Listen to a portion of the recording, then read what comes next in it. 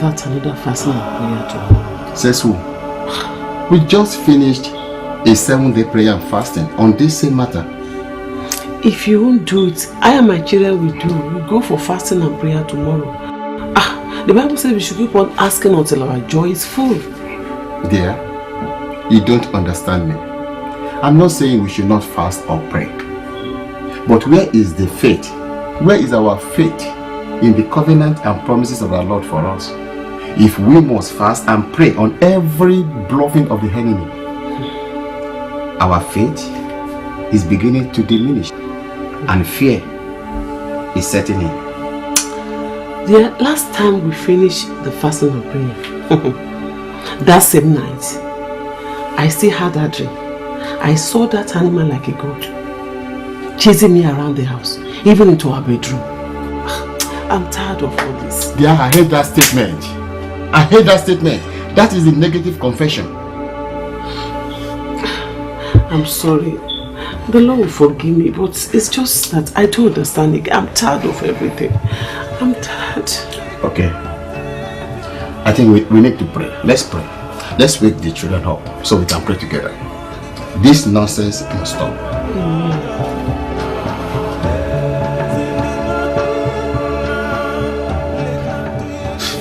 A thought came to my mind. I don't want to think in line with that direction. I don't want to believe it. What thought is that? Anyway, never mind. Don't worry. Laide, we are worried already. So save me the unwelcome cancer. Tell me what thought is going on in your mind. Let me know. Laide, I want to know the thought that is going on in your mind. Well, I don't know why I'm thinking like this. It looks absurd, but the thought kept pressing in my mind. I don't know if I'm wrong, but just forgive me. Laide, you have not even spoken. So what are you sorry for? Your father. My father? You are sorry for my father? No. I mean, he has been my main concern. My father? How? You know, I said the other time that I may be wrong. Please forgive me. Stop all this nonsense and speak up. Speak to me. Speak to me. Tell me what is in your mind. Since the day it was confirmed that he's coming here to spend some months with us, the nightmares, series of nightmares, and bad rumors started. No, my dear. No. This nonsense has started before the confirmation of his visa. No. Think very well, honey. We were not experiencing this until the confirmation of the visa. So, you are telling me that you've never had any bad dreams until my father got his US visa to come and spend 4 months with us here? No. I never said all those... Wait a minute. How many months did you say your father is coming to spend with us? 4 months. What? What? 4 months? I thought we agreed that your dad is coming to spend 6 weeks with us. Not 4 months. Lady, listen to me. My father was given 2-year multiple visa with maximum of 6 months on each trip. You know what it cost me to get the visa processed, together with the flight ticket. Now tell me, you want my father to come here just to spend 1.5 months with us? I'm sorry, honey, but I thought we agreed together that he's coming here to spend 6 weeks. And I said that is not logical. Besides, what has is getting the visa got to do with all these dreams? I'm not the only one that is having bad dreams in this house. Brega has just told us his experience. And even you. Remember you told me some days ago that a force was pressing you down on the bed, that you could not even raise your hand or your leg. And you could not even open your mouth to shout for help. Lide, are you saying the coming of my father to the US is the cause of all these evil occurrences? Okay, I agreed. It's not. But why are we experiencing all this of recent? Are we not supposed to be children of God? Is this house not the house of God? Why can't we just agree for once? Agree together to do what? I don't get you there. We need some sort of spiritual retreat in this house. There. Something is definitely wrong. Agreed. What are we going to do about it? We need to stand strong in faith and resist all these evil forces. Let us begin another 7-day fasting and prayer tomorrow. Only let's do this thing. Huh. But you know, my dad is arriving on Wednesday. Hey, that will be the 4th day. Let's go for it. Okay. That's all right. Oh, we start tomorrow with the children. Thank you. The children will break by 3 as usual. And we will break by 5. Deal. Thank you.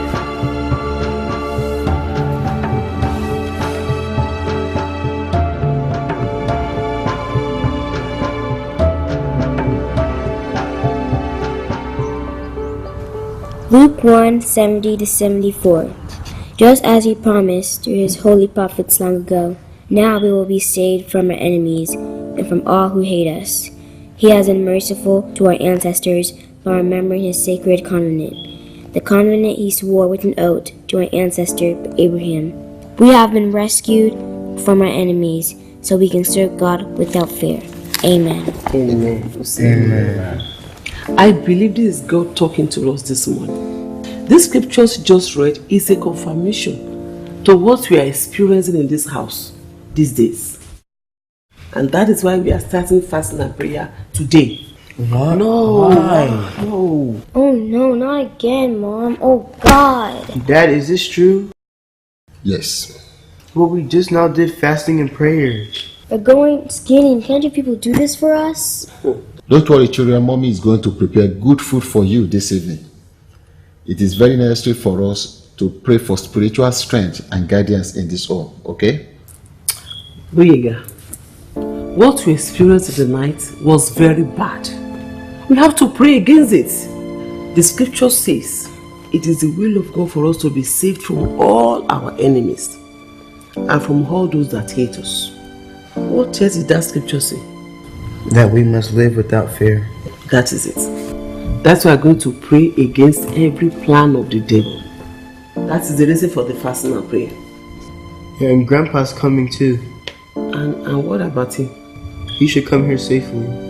Yeah, Dad said that he knows how to tell lots of African stories and that he's a very funny man.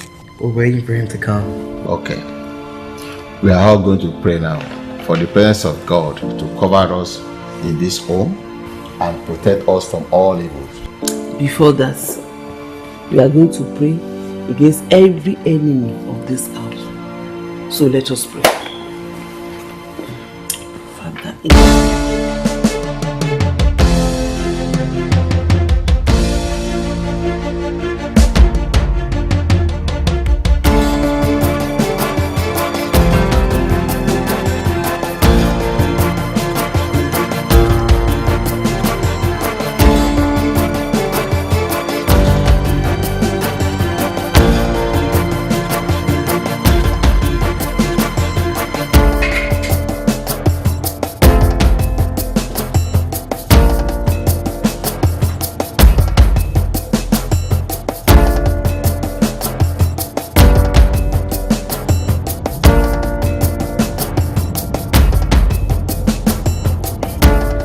Hello, yes, Dedu.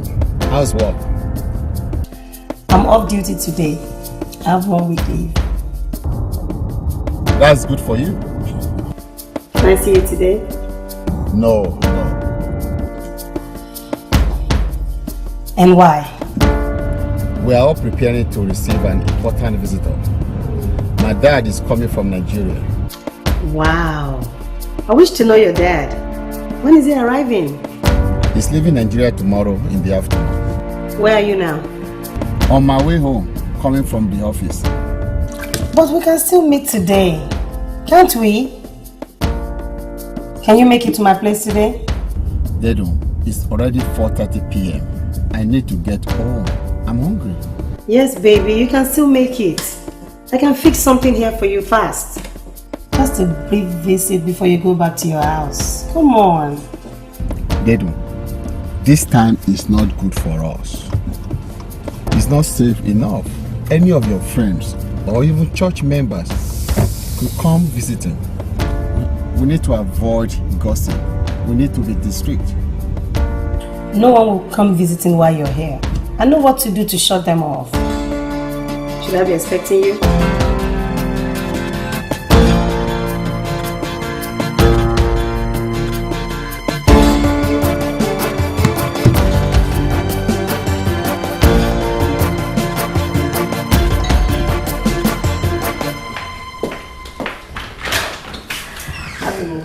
For you. How are you, David?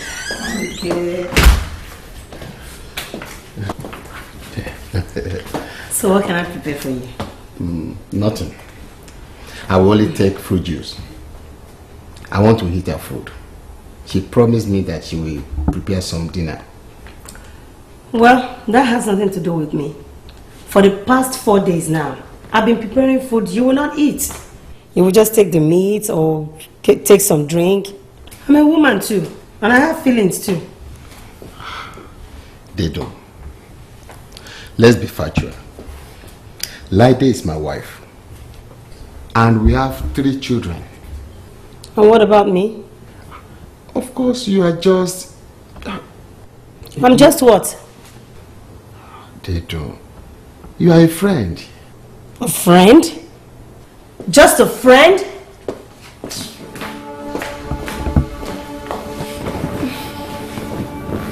They don't care. But you know what I mean, don't you? They don't care. They don't care. But you understand what I mean. You know what I mean, don't you? I've told you. Let's do this. I can relocate to a nearby state. Louisiana is there, Oklahoma, Kansas, anywhere. We'll get married. I'll settle there. I will leave your wife here. I don't have to bother her. then you create time, out of work to be with me. A week, 2 weeks, just to be together. What about my children? Come on, baby. I'm not asking you to abandon your children. It's just for you to create time to be with me. They will be here. You don't seem to be serious with this relationship. You still have to give me some time to think about this. This is a huge plan, and I need to think about it properly, okay? Option 2. No, Dedo. Don't even go there. Divorce is not an option. I cannot divorce my wife. Just do something. Do something with her. Get rid of her somehow. Anyhow. And I said no. I cannot divorce my wife. That will destabilize my children. Besides, I am an elder in the church. It is not acceptable. Dedo, give me some time. Let me think about it properly, okay? All right. I'll hold my peace. Then you must compensate for this. But I thought you said you want to fix something for me. I just want to show you something first. Let's go.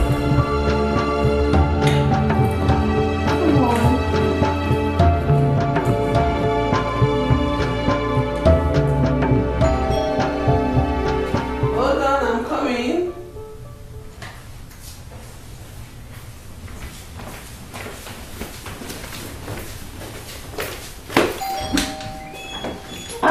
Daddy, you are welcome, sir. You are welcome, sir. Thank you. How is mommy? We are good, and you? I'm fine too. Yeah, that's great. I just said let me come and visit you ahead of your big visitor tomorrow. We are really preparing for his arrival. But his son is upstairs. Oh, okay. My son is checking in the airport. When is he arriving tomorrow? He's arriving by 4:30 p.m. Oh, that's it. Come inside and have your seat. Thank you, Mommy.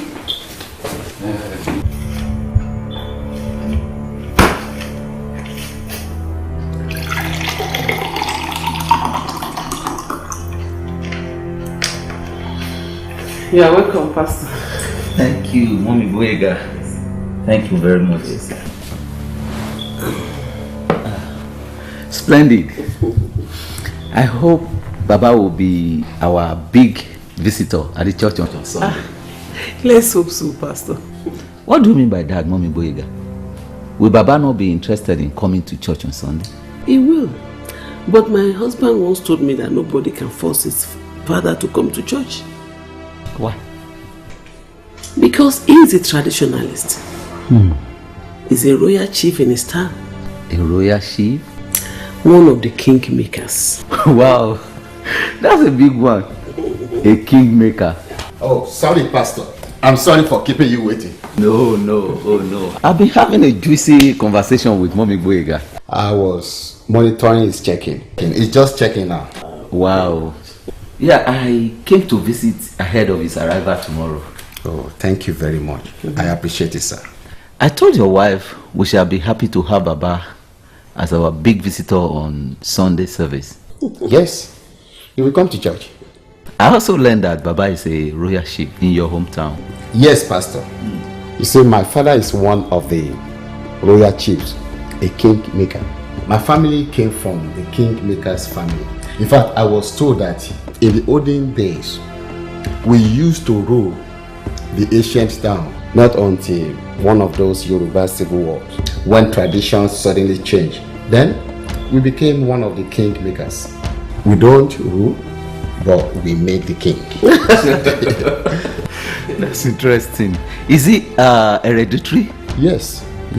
My father is the 8th in my family lineage to be installed on the Opagbade seat of the 4 royal kingmakers of Ajibogun's township of Irewole local government, Osun State, Nigeria. And, oh, sorry, Pastor, that's my phone ringing. Okay. I'll be back. That's okay. Wow, Mommy Boyega, I didn't know that your husband is from such a strong Yoruba background. He is, Pastor. But, Pastor, there are issues on ground. Issues?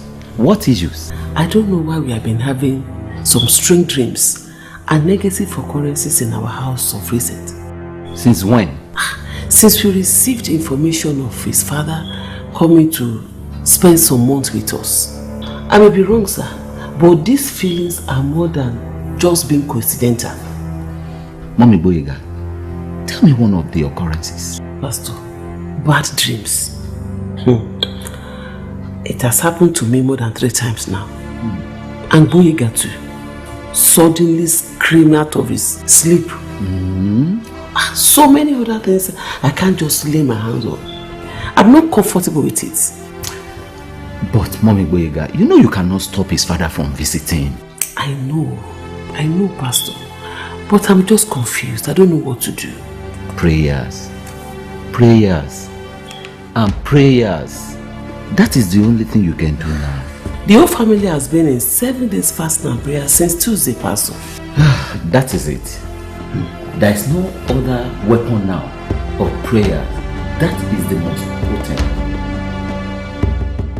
My Lord Jesus, I'm praying to you this evening. I'm praying ahead of Baba's arrival from Nigeria tomorrow. Lord, I don't know why I'm feeling this way. I don't know if my feeling is right or wrong. But I pray to you, Lord Jesus, that to prevent evil from coming into this house, wherever evil may be coming from, Lord Jesus, let the evil go back to the sender in the name of Jesus. Let that evil go back to the sender in the mighty name of Jesus. And I pray, Lord Jesus, as this Baba will be coming tomorrow, Father, let peace come with him. Let serenity arrive with him into this house. And if he's coming here with any evil, let that evil stop at the door and go back to where they are coming from. Lady, what's your problem? What is your problem? My father has a lot of evils hanging all around him.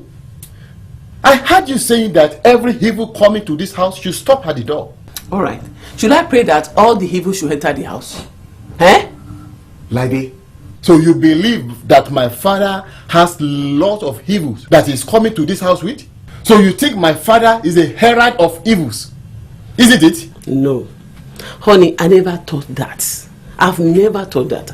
I was just praying because of all these evil dreams I've been having. And you have been having these dreams the moment my father got his visa to come to the US. I don't even know what kind of wife you are. You don't love your father-in-law. That is very wrong of you to say. Telling me I don't love my father-in-law. I don't love my father-in-law. We send money to him from time to time. I don't love my father-in-law. I call him on phone, we talk, we play.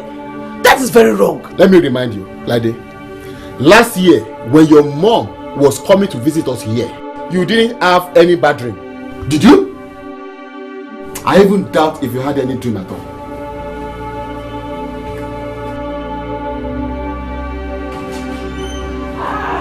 Sister Deju, you are welcome. Good afternoon. Thanks so much. How's everything? Very well, thank you. Where did you come from? I went downtown, so I decided to pick this for you on my way. Again? Sister Deju, all the time. God bless you. Thank you very much. Let's go inside. Thank you.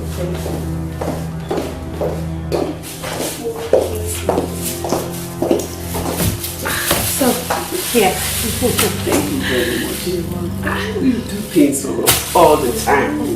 I heard that Adele's father is coming in today. Yes, he's arriving this afternoon. What can I offer you? Oh, don't bother yourself at all. I just decided to come by and greet you before Baba comes. Thank you very much. I'm so impressed, Sister Deju. You are doing much for us all the time. Much? Yeah. What much am I doing? Sister Deju, on Sunday, you gave us a carton of fruit juice, remember? And you bought ice cream for my children. Again, when you travel last to Swiss, you bought designer things for us, and wristwatch for my husband, and a pair of shoes for me too. No, Mommy Boyega, I'm only doing what the Lord lays on my heart to do. So how's the other Dele? He has gone to the airport to pick Baba. Oh, well, help me greet him when he comes with Baba. Okay. I have to take my leave now. I have a meeting with the choir tonight. Sister Didun, God bless you. You are doing a great job among the choir. Imagine the song they sang on Sunday. Before the sermon, it was something else. I'm just trying to be faithful with the gift the heavens has bestowed upon my life. Amen. And the Lord will anoint you the more. Amen. Thank you very much. God bless you. I'm grateful. Welcome. I have to take my leave now. Thank you very much. God bless you.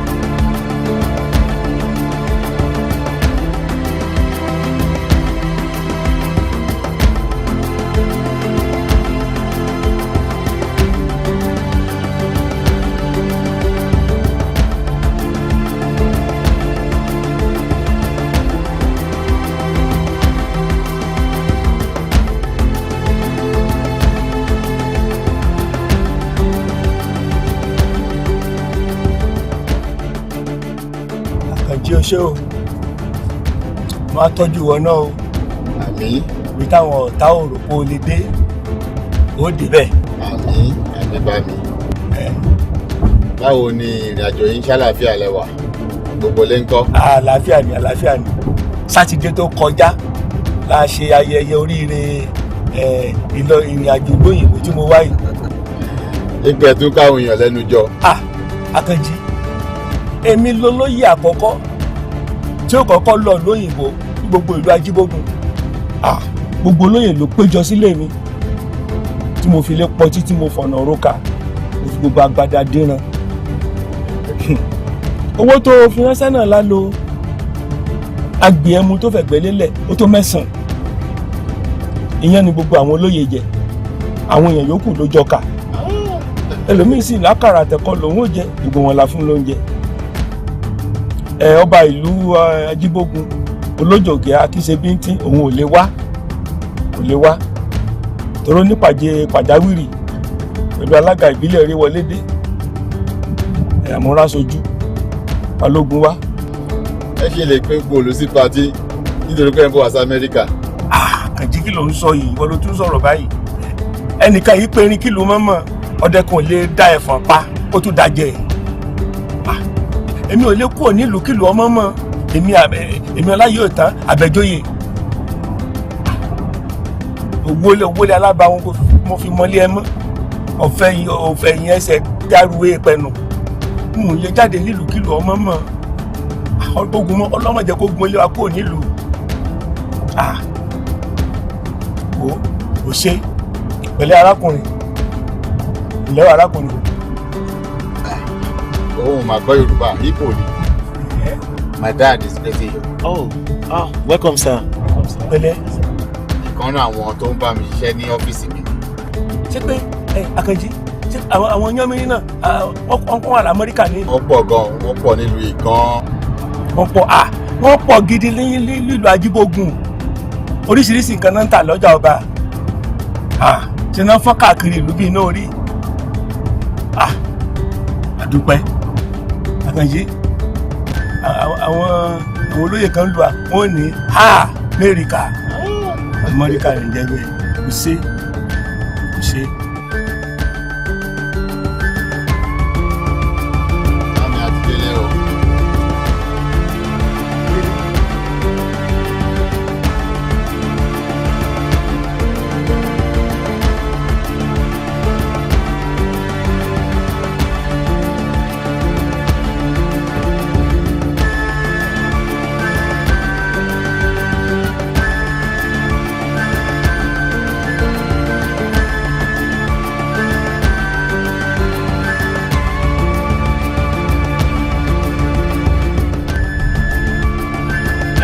Gbogbo ẹ̀yin kẹ́ni mọ́nì tẹ́ ẹ gbọ́ ọmọ mi bẹ́ẹ̀ ń lo òyìnbó tẹ́ nírọ̀ mo pa òòrè mo débẹ̀ o ẹni ọmọ mi ń gbé abẹ́ afẹ́rá nílùú òyìnbó pé kò rí lé gbé ilé ọmọ mi rèé o mo dé lu òyìnbó lé rẹ̀ rèé o ojú tì yín o gbogbo ẹ̀yin kẹ́ni mọ́nì ojú tì yín mo dé lu òyìnbó mo dé bẹ́ẹ̀ o. àwọn tẹ̀ ń bá wò.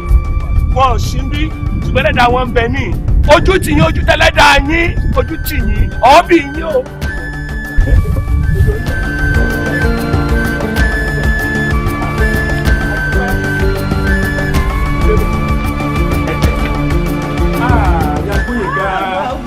Ṣé o ẹkú ilé ojú yìí rèé àwọn ará ilé kọ́ àlàáfíà ní gbogbo ilé wa àti màmá ẹ̀sìnkú ìtọ́jú ọkọ àtàwọn ọmọ àti gbogbo ìnáwó sí ìgbà gbogbo ẹ̀ṣẹ̀ ilé rèé ẹ wá lọ jókòó.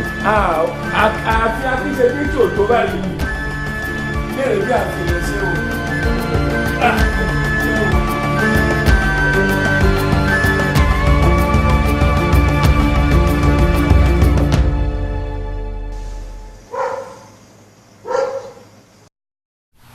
Dear, have you called Baba? Actually, I just came back from his room now. Okay. Yeah, he just showered. And I told him his food is ready. Okay.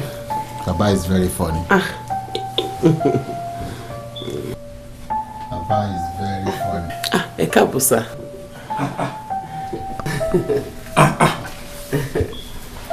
Lẹ́fi gbogbo ilé pọ̀ títẹ̀ fọ̀nà rókà. Lẹ́fi gbogbo agbada dínran yìí. Ẹ wá jókòó báyìí. Ẹ káàbọ̀. Ẹ pé gbogbo ìlú wa jẹun ni. Rárá o.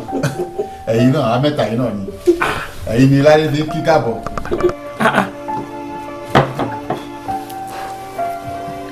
Ìyàn kọ́ yìí. Bẹ́ẹ̀ ni sà. Ìyàn. Ṣé kí mo tún lè bá yán pàdé ní?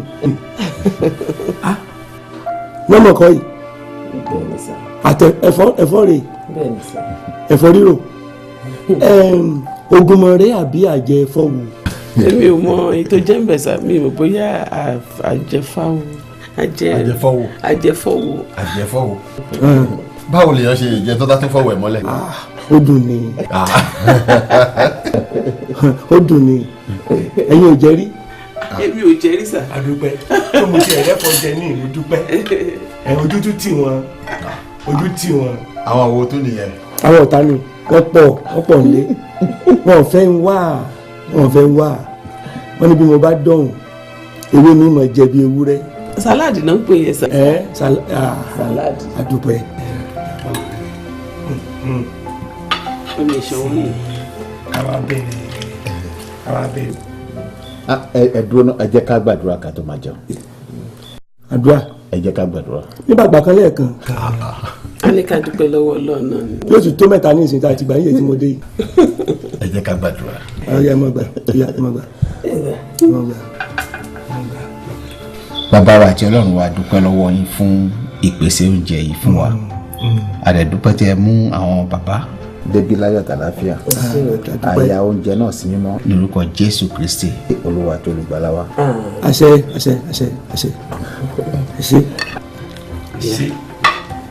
Ọkùnrin ká ti kọlù báyìí. Káàsà. Àbí o. Èèyàn. Ṣe.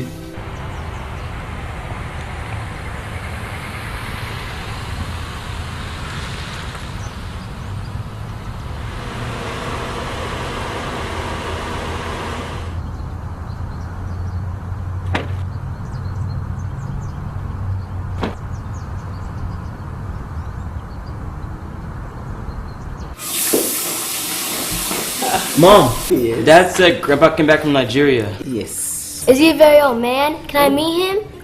Well, he couldn't have been that old. Dad showed us pictures. Did he bring his crown? Crown? Which crown?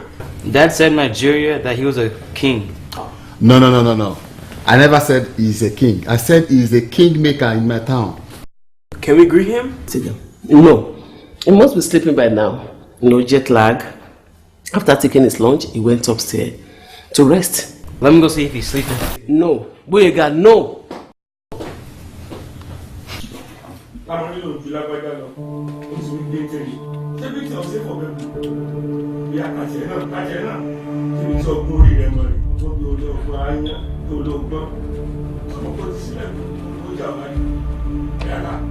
Mom, Dad. Did you see him? Did you see him? Wasn't Grandpa alone in the room? Yes. No, there's someone else in there. Eh? He's having a conversation and he sounds very angry. God have mercy. Are you sure? Yes.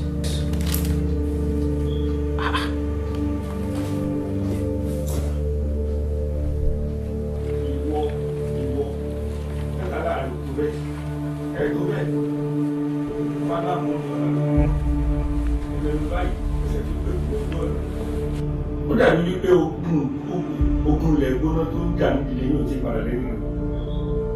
Wọ́n dáná sán gbúgbúrú ni. Eyín ló fi dáhùn. Ó jóná ni. Yàtà. I said it. What? I said it. Hey, he came alone from Africa. Some spirits still followed him. He is having hot discussion with them. They are threatening him. And he vowed to set them on fire. He even said he's going to eat Oma Sumo Guru Guru. He's going to roast them on fire. In this house? Yes. Oh God, Dad, you better call 911. Daddy, please, go beg him. Do not start a fire, because the firefighters will come if the fire alarm sounds. I'm scared.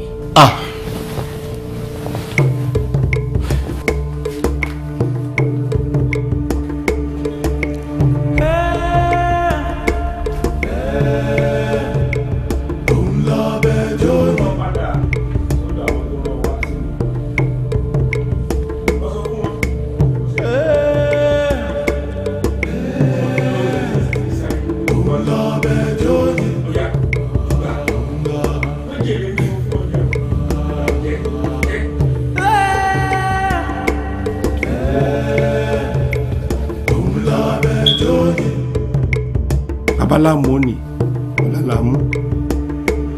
Ẹnu báyìí. You better stop this nonsense before your dad commits murder. Because if the police should come, we'll all be charged for murder. I'm scared. Ó dàbí pé ogun ilẹ̀ gbóná tó ń bàdílé yín jà ó tí ì padà lẹ́yìn rẹ̀. Wọ́n dáná sun ogun. Eyín wọ́n fi dá ọmọ. Sólè. Ó rí nǹkan bẹ́sìn fádé. Gbogbo àwọn aráàlú Mọ́ríkà náà wá péjọ wọ̀ yìí. Wọ́n á wọ ẹ̀sìn rẹ̀. Ẹni bá ti kọ̀wọ̀ sí ilé, àbùkù òde ni ó gbà. Ó yá. Ta.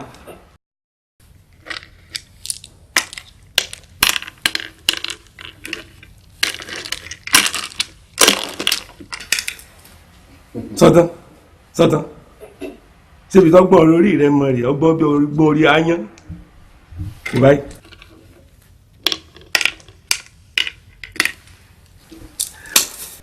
Bàbá, àwọn ọmọ ti iléèwé dé ẹ̀yin lọ́wọ́ kí wọ́n wá kí yín ni. Mo ríre o, ẹ mọ́ bínú. O ìgbésẹ̀ fádé wọ́n gbẹ́sẹ̀gbẹ́ kan gbẹ̀gẹ́ káwọn èèyàn gidi. Ẹ̀yin ọmọ ẹ mọ̀ bọ̀ ẹ súnmọ́ mi ẹ mọ́ bínú. Okay, go and be Grandpa. You see now that he wasn't playing with anybody, he wasn't talking with anybody. He was only playing with an imaginary opponent. Like his own computer games. Exactly, you got it. That is called African PS4. Grandpa, good afternoon. Gbóyèga rè, Gbóyèga. Mo mọ̀ ọ́nú fọ́tò.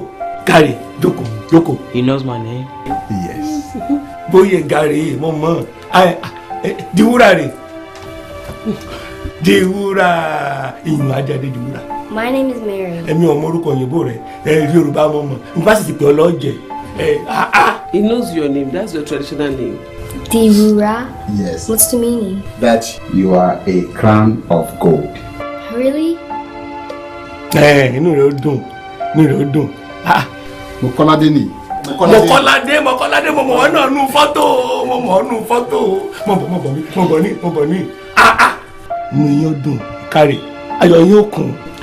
Ṣé gbọ́ ẹni bá níbo lẹ́gbẹ̀gbà àbẹ́ni bá sọ wípé inú òun ò dùn sí yín abẹ́ gbọ́ mi yé ìyàkúyà ní jewúrẹ́ ọjà àti kiri ní pẹ̀ràn ọ̀jẹ́ ìtakùtà lọmọdé takòtò ògo ẹni tó wọ́n mọ̀ jó kiri àárín ọjà. Bàbá ṣáàdúrà lẹ́yìn gbà yẹn àbí ìyájọ́. Ìyájọ́ wọ́n dá ìyájọ́ mọ̀ bó bá dá ìyájọ́ àdúrà gidi ni ẹni bá láwọn fa àwọn eléyìí ṣépè gbogbo èpè tá a bá sọ sí ìrókò ara lolúwẹ́rẹ́ fi sàn gbẹ́wúrẹ́ bá bojú ẹ̀yìn báyìí á fẹ́ pèfè lépè bágùntàn bá bojú ẹ̀yìn báyìí á fẹ́ pèfè lépè bí nàkí bá dáwọ́ tẹ́lẹ̀. Baba, it was only Noki. You have to stop this man. Okay, children, just leave Grandpa alone. Let him rest, okay? Wait, what about the African stories? Ebo, Baba, nígbà wo ni? No. You have enough of Bible stories to learn from. Did I buy you DVD of Bible stories, movies and films? Ẹ dúró, nígbà wo ni kíni? Come on. Ẹ dúró. Ìyá Gbóyèga. Jẹ́ ká àwọn ìbá mi ṣeré díẹ̀. Bàbá, wọ́n fẹ́ lọ òṣìṣẹ́ tí wọ́n ní kàn ṣe wá láti school ni. Ó sì dáa. Gbóyèga, Diwúrà, Kọ́ládé, ẹ bójútó wo yín o. Kẹ́ ẹ kàwé gidi ní o, kí ilé tí yín náà lè tóbi ju ilé bàbá yín lọ. Àbẹ́ ẹ̀ gbọ́ mi, ṣe rí kẹ́ tó lọ. ẹ jẹ́ n kọrin kan fún yín. Bàtà rẹ̀ á dún kó ká. Ìwúrà bàtà rẹ̀ á dún kó ká bó o bá kàwé rẹ̀ àwọn ìṣe ẹ̀ lè gbé. Bàtà rẹ̀ á dún kó ká. Gbéyèga bó o bá kàwé rẹ̀ bàtà rẹ̀ á dún kó ká bó o bá kàwé rẹ̀ bàtà rẹ̀ á dún pẹlẹbẹ nílẹ̀. Yọ yẹ yín. Say thank you to Grandpa. Thank you, Grandpa. Ẹ wá. Sẹ́rí ẹ ṣe láàwí ẹni tó bá ṣe ní lóore. Ẹ ṣé. Kárí yọ yẹ ọ. Inú yóò dùn, ayọ̀ yóò kún. Ẹni bá ní okùn bẹ́ẹ̀ bí tẹ́ gbégbà tó wá nínú bí òun sí yín. Abẹ́ ẹ̀gbọ́n mi yé ìhòòhò àkàrà ṣèdájọ́ ẹ̀kọ́ ìhòòhò làbàdo bẹ́nu ṣeré onítọ̀hún oníhòòhò ọjà ni yọ̀dà fún yín. Okay. Yọ yẹ yín yọ̀dà fún yín. I just learned a song. Okay, Baba. Dami mú padà. Ẹ ṣé o tó bẹ́ẹ̀ sì fàdé nsọ́lẹ̀. Àwọn èèyàn gidi ti lọ́kùn ẹnìkan báyìí. Wọ́n tún tẹ̀lé mi dá Amẹ́ríkà. Wọ́n mú ìbú o. I don't like what I'm seeing. I don't like what I'm seeing. What is it again that you are seeing that you don't like? What type of prayer was that your dad was placing on the children? Saying something like curses and incantations? But those words were not incantations. They were just idiomatic expressions in his own Yoruba language. And that was the reason why I asked him to stop. We were too late to stop him. I was expecting you till he started comparing our children to goats, to sheep, chimpanzee. I don't like that.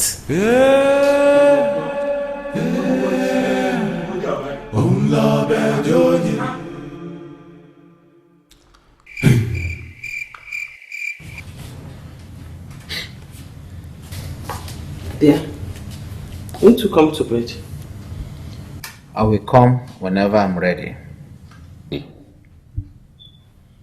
I was talking with you, and you walked out on me. Was that a virtue of a respectful wife? I was saying you did not take the full responsibility as their father.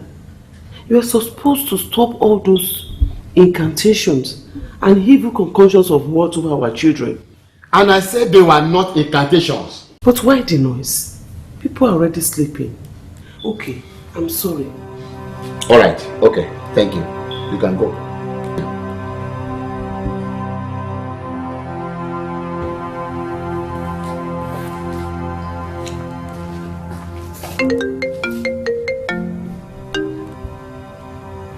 Hello? Hello, how are you? Fine. How are you too? Not fine. Why? What happened to you? I'm lonely. Where are you?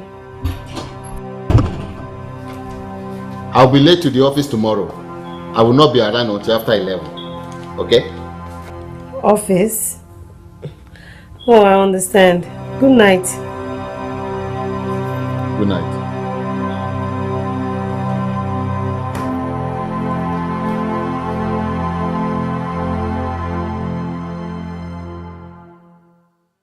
Ọláyọ̀dún Abẹ́jóyè ọmọ lójú agboolé ọ̀págbádé ìwọ ló ṣe yẹn bí ọkà tó ń pe gbẹ̀gìrì lẹ́kọ̀ọ́ pupa o bọ́ ọba lóhun tí mò ń wí òye ọ ọkàn ń ṣèrìnrìn ọ̀sán gangan lásán ni o a ní àdóòdẹ ojúbọ ìtẹ̀gbà tó lóòfún ìdílé wa dà. ṣe ọ̀rọ̀ tí mo ń sọ ni pé ọ̀rọ̀ tẹ́ ń sọ ò tí yé mi o kò yé mi torí pé nígbà mìíràn ẹkún ọmọdé kì í jẹ́ ká mọ ohun tó ń sọ mọ́ bóyá ebi ló ń pa ni o bóyá ara ní ro ni o. gbogbo ń tà ń sọ kò yé ọ ọ̀rọ̀ àdóòdẹ tó o mú ní ojúbọ ọ̀tẹ̀gbà kò yé ọ àbí ọláyé ọ̀tán. ọ̀dà olú òjè àti wọ ìyá Akẹsàn. Ọwọ́ ta ló yẹ kí Adóodẹ ojúbọ Ìtẹ̀gbà wà? Ṣé ọwọ́ agboolé Ọ̀págbadé ló yóò wà ní àbí ti ọba Òjébólú? Ní tòótọ́ ọwọ́ ilé Ọ̀págbadé ńlọ yẹ kí Adóodẹ ó wà, torí ẹni tá a gbórí ẹja fún òun náà ló lójú ẹja. Ńgbà tó ti jẹ́ pé aráalé Ọ̀págbadé ńlọ wà ní ìṣàkóso àti darí ojúbọ Ìtẹ̀gbà, ọwọ́ wọn náà ló yẹ kó wà. Ṣùgbọ́n gẹ́gẹ́ bẹ́ẹ̀ ti mọ̀ pé ìdílé tí Adóodẹ bá ti wà wọ́n máa ń lówó lọ́wọ́ ni, wọ́n máa ń ní tẹ̀síwájú ni, wọ́n máa ń ní ìgbéga ni. Láti bí ọdún méjì tó sì ti wá wà lórí àga àṣàkóso iná láti wà ń bẹ̀ ọ́ wípé kó o mú lérí rẹ̀ ṣẹ. Ṣé pé n tí ì mú lérí mi ṣe báyìí? Ṣé wọn ò kó 60 iṣu wá bá yín, garawa epo 21, ṣé wọn ò kó wá sílé yín? Ṣé wọn ò gbé àgbẹ̀ ẹmu 16, ṣé ń gbé wá bá yín? Ṣé wọn ò so màálù 3 mọ́lẹ̀ níwájú ilé awo ń bí wọn nínú? Balógun ìdílé àwọn ọba Òjébólú 10,000 báyìí mo fún gbogbo àwọn olórí agboolé yín ní kọ̀ọ̀kan. Ẹ wá ní wọn mú lè rí iṣẹ́, èmi mú lè rí iṣẹ́, mo ti ẹ̀ ṣe jù bẹ́ẹ̀ lọ gan. Láyé ò tán Àbẹ̀joyè lọ ń ṣayé báyìí, ṣayé ní ń jẹun ni àbí wọ́n lọ ń jayé? Okóbì lójúbọ ó fẹsẹ̀ taari ẹ mú ìdí ògún nù, ó fẹ́ sùn láti ó tún gbá sí gidi létí, ó wá ń béèrè pé ẹ̀ṣẹ̀ wo ló ṣẹ̀. Ṣé o mọ̀ wípé o ti yẹ òkú àjà ni, àjà sì ti jálé ọ lórí báyìí? Ìlérí wo ló mú ṣẹ? Ìlérí wo ló mú ṣẹ? Gbogbo àwọn nǹkan tó lóra òun kì í sára rẹ o, kì í sára ẹ rárá. A ní Adóodẹ tó mú lójúbọ Ìtẹ̀gbà tó ló fún wa fún dìndín ọdún 3 dà. Káwa náà ti ẹ̀rọ náà àbáyọ, káwa náà rọwọ́ mú nídìílé ọba Òjébólú, kílẹ̀kùn ọlá àtọlà kó sí fáwa náà, kárọwọ́ họrí, kárẹ́jì karù sókè, kárílé yẹn káwa náà ti ẹ̀yàn fanda sáà lójú gbogbo abínú ẹni. Ẹ ti ẹ̀ farabalẹ̀ ní ológun àròyé, èmi ò ráyà tó tó nù, ọkọ̀ ọ̀pọ̀rọ̀ kágbọ̀n, èmi bákólò ló ṣèpàdé àwíjàre. Ṣé àwa náà lọ ń bá wí bá wọn? Wo Olúòjé àti wọ ìyá Akẹsàn, ẹ̀yin méjèèjì ẹ padà lọ bá àwọn agboolé yín, gbogbo àwọn olórí agboolé ọba Òjébólú ẹ lọ bá wọn ṣèpàdé ọ̀rọ̀ papọ̀, ẹ pàrọ̀ ẹ pọ̀dọ̀ fún, ẹ bá wọn sọ òtítọ́ ọ̀rọ̀ ipe ọwọ́ mi ni Adóodẹ ojúbọ Ìtẹ̀gbà wà, ọwọ́ mi ló sì yẹ kó wà, kì í ṣọwọ́ ìdílé ọba Òjébólú. Torí bólóde ò bá kú ojúde rẹ̀ ò léwu gbẹ́gi. Níwọ̀n ìgbà tí mo bá sì jẹ́ olóyè afọbajẹ ìdílé Ọ̀págbadé, ọwọ́ mi báyìí ló yẹ kí Adóodẹ ó wà, kì í ṣọwọ́ yín. Wá Ọláyé ọ̀tán, ọdẹ méjì ò lè pẹran nígbó, kó jẹ́ pé ẹnìkan ṣoṣo tó kó gbogbo apá òun náà ni ó tún kó gbogbo tán o. Béèyàn bá jẹrú ẹ̀ àmọ́ lẹ́yìn. Ẹ fẹ́ yín ń parọ́, gbogbo yín pátápátá kẹ́ ẹ kóra yín jọpọ̀ kẹ́ ẹ tẹ́gbẹ̀rún, kí lẹ́gbẹ̀rún èsì sí fẹ́ fi òṣùṣù ọwọ́ ṣe, kọ́gọ́rùn-ún áyán káwọ́ kẹ̀ǹbẹ̀ ìjà lọ ojú ogun lè pàdé àgbébọ̀ ẹ̀dìyẹ. Ìkó ẹnu báyìí ládìgbẹ̀yẹn pípé ó fi ṣèdájọ́ gbogbo wọn. Káàbọ̀ ọ̀rọ̀ jẹ́ tọmọlúàbí. Ọláyé ọ̀tán ó ní kí àwa aráalé ọba Òjébólú ó tì ọ́ lẹ́yìn kó o lè ṣẹ́gun Adérelé Adígbẹ́nákú, àkọ́bí ìyáálé ìyá rẹ̀ tí ń bá du oyè afọbajẹ nílùú Àjíbógun. Ó sì ṣèlérí ọ̀pọ̀lọpọ̀ nǹkan fún wa nígbà náà, ṣùgbọ́n mo rántí wípé nǹkan wí fún ọ ni pé ohun pàtàkì tá a fẹ́ kó o ṣe fún wa ni pé kó o fún wa ní Adóodẹ tí ń bẹ lójúbọ Ìtẹ̀gbà. Ó sì ṣèlérí fún wa. A lọ bá àwọn baálé agboolé ọba Òjébólú, a sì wí fún wọn ohun tó ló ṣe fún wa.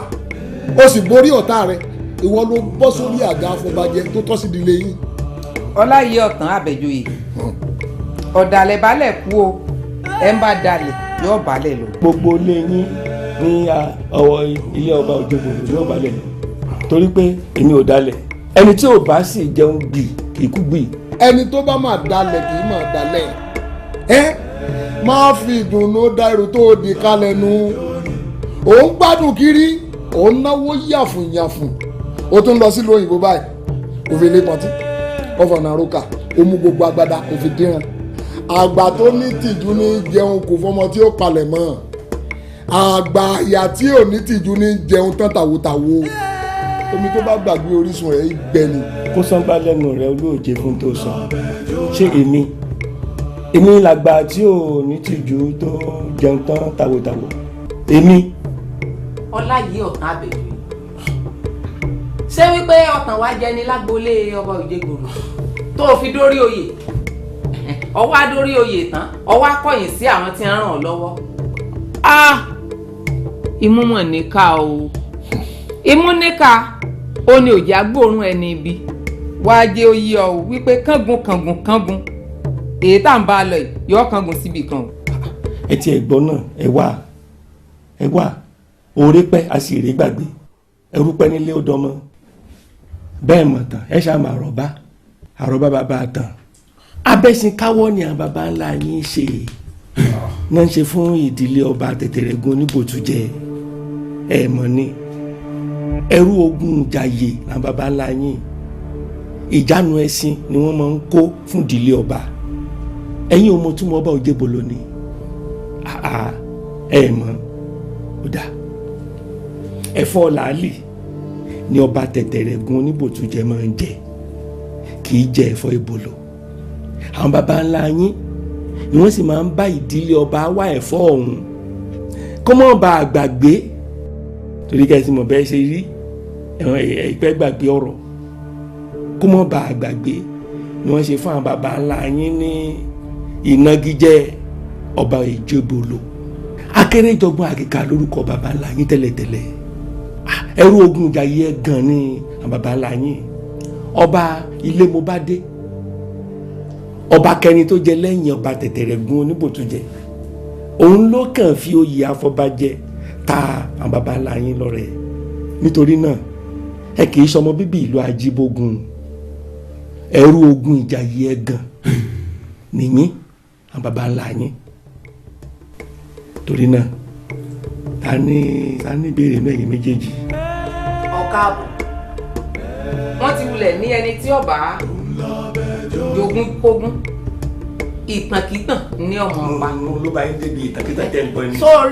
sórí tètò ọ̀sán mọ́nù wa mọ̀ ọ́ jẹ ó nílò kọ́ ṣẹ̀ṣẹ̀ sọyún fún wa àwa gan mọ̀ tán a sì tún mọ àròbá tí í ṣe bàbá àti àwọn pọ̀nrí kan gbà bàbá ńlá rẹ̀ àwọn tí wọ́n mọ̀ tán tí wọ́n mọ iye èèyàn àwọn tí wọ́n mọ iyì tí wọ́n mẹ̀yẹ àwọn ni wọ́n fi wá jẹ oyè afọbajẹ nínú ìlú yìí. ìpàdé parí kí wọ́n padà lọ bá gbogbo àwọn agboolé ọba Òjèbòlò kẹsọ fún wọn pé wọn ò tún gbọ́dọ̀ gbé agbádá ọ̀rọ̀ yìí kaná mọ́ láyé bí wọ́n bá gbé kaná yóò jóná tàpẹ́tàpẹ́ ni ẹ sọ fún wọn ọwọ́ èmi Ọláyíòtàn ìdílé Ọ̀págbádé ọwọ́ wa òní Àdó Ìdè wà àìsí fi tọrẹ àìyáyàn kì í kúrò nídìílé wa kò sì gbọdọ̀ kúrò nídìílé wa orí làwa fi rìn wọ ìlú yìí kì í ṣẹ̀ṣẹ̀ bíi ti yín báyìí tán kó mógun wa. ṣé bẹ́ẹ̀ ni. bẹ́ẹ̀ ni o kò jù bẹ́ẹ̀ lọ o níjọ́ tí a bá tún bá rú ọ̀rọ̀ báyìí wá síwájú mi ọ̀rọ̀ kàtàkàtà náà ràn bí eléyìí yẹ́bẹ̀yẹ̀bẹ̀ báyìí láyàsọ ara àgbàdo ìhòòhò goloto iṣu bá wọnú odò yan tẹ̀síntẹ̀sín lẹ máa bá kó wájú mi lọ padà sọ́dọ̀ àwọn tó ràn yín wá. wá gbọ́ o Láyéọ̀tán Abẹ́jọyè bá ọba ṣàdédé kúrò gbàù ìbọn lẹ́yìn rẹ̀ èmi kíní burúkú ìmọ̀yìn tó ọba tún wá gbọ́ tí gbàrú dàpọ̀ mọ́tọ́sẹ́ fún ọ mọ́lágùn jìnnà awalawa ń di ẹ̀ afọkọkàn máa rọwọ́ họrí kókó téèyàn bá fojú tínrín báyìí òun ní fọ́ni lójú àjọ kò sínú èmi yẹn burú afájà ọkọ bẹ́rìndé èṣù mọ̀sán bẹ́ẹ̀ já lọ. ẹ̀dùn ẹ mọ̀ lọ ẹ mọ̀ kàn jù lọ ibà ti sọ̀rọ̀ kalẹ̀ gbọ́rọ̀ ẹgbẹ́ sí i wá olóòjé ewé egbin lèmi bó súnmọ́ mi jù ọ̀họ̀ra bó ni ẹ tiẹ̀ họra kú ni abániwọ́ràn lèmi náà bí wèrè pé bẹ́ẹ̀ dì mí mú báyìí ẹ̀ẹ́dùn gángan àárín ọjà ni ìgbà ò léegun o àmì ní bá tẹ̀ mọ́lẹ̀ yóò ti o.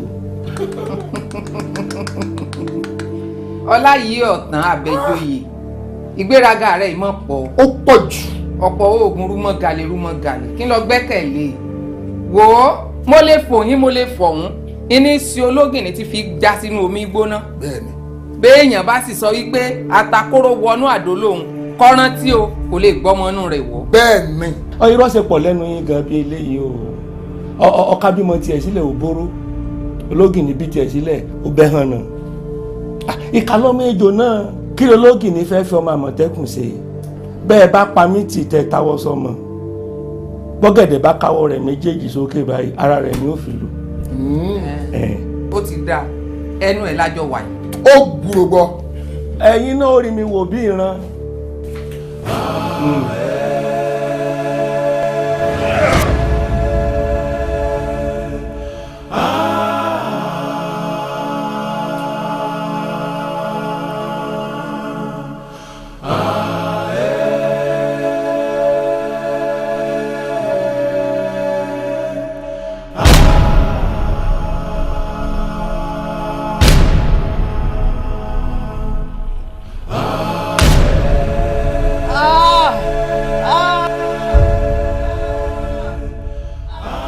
Ohun ọmọ kọ́ ni mò ń gbọ́ mi.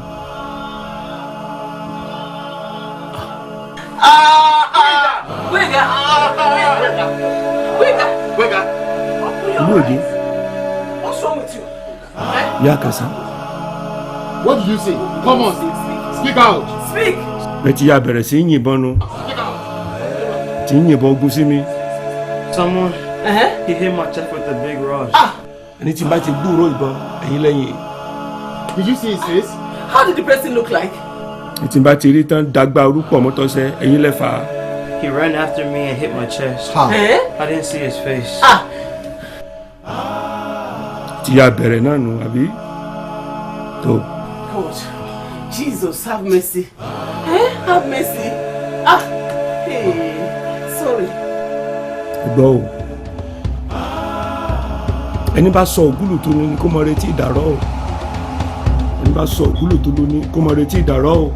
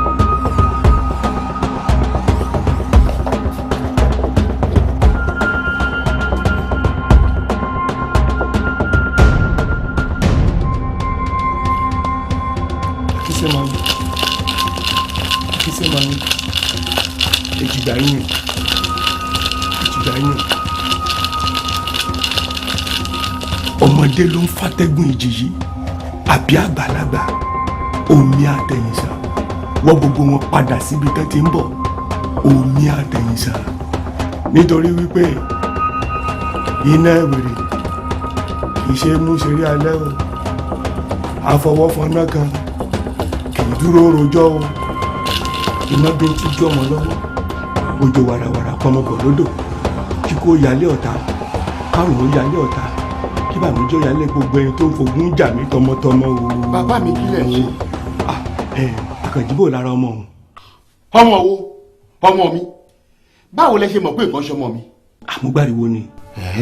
Ẹ gbàriwo bàbá ẹ gbàriwo àṣẹ ilẹ̀ ń finá mọ́ wa nínú ilé yìí àṣẹ ilẹ̀ wà nídìí wàhálà tó ṣẹlẹ̀ nínú ilé yìí.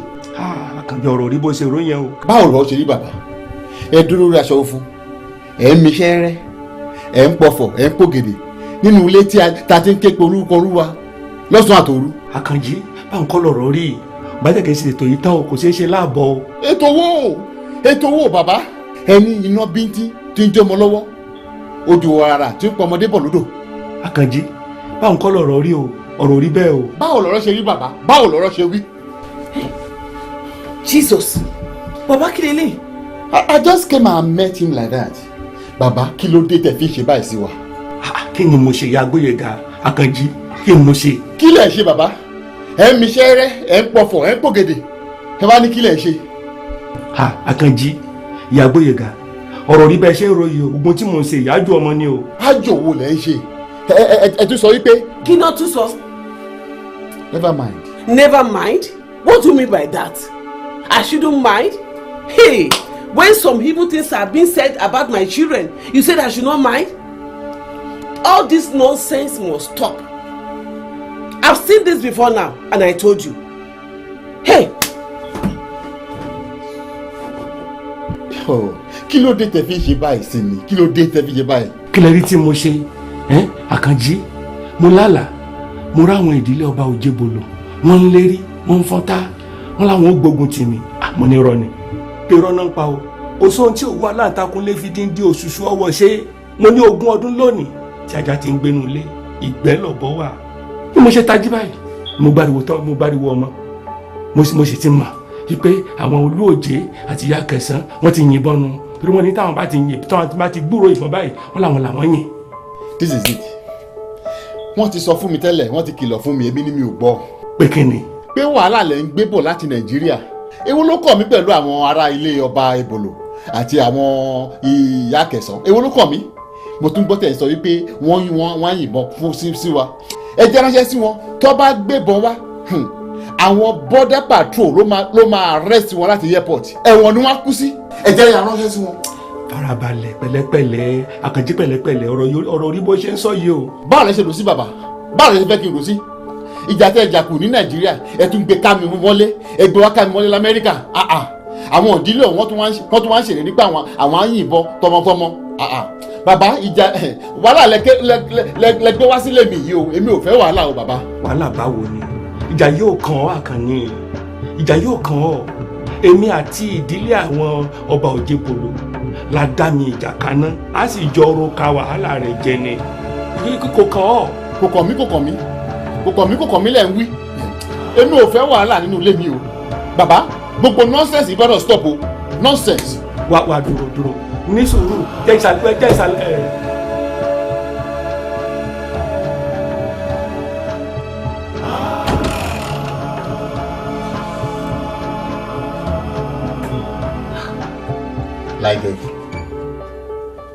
Laide, what's going on? What's going on? You have not answered the question. What question? Now, this pretense is what I never planned for in this marriage. Are you saying you forgot what you heard your dad saying about our children? I walked into his room and I heard him saying some words like incantations. Something like Ino Binti Jomolowo, and asked him for the meaning. He said he was fighting against some enemies that were attacking and trying to attack him, his children and grandchildren. And again, that's enough. That's enough. Ever before he arrived, I have the feeling that something was wrong with his coming. And I told you, did I tell you? No wonder. My children were having various terrible nightmares. And I was having spiritual attacks all this while. And I told you, didn't I tell you? Laide, calm down. Let's talk this over. Nothing to talk over. Please, nothing, because I can't endanger my family, my children, because of your father. No, I will not. Laide.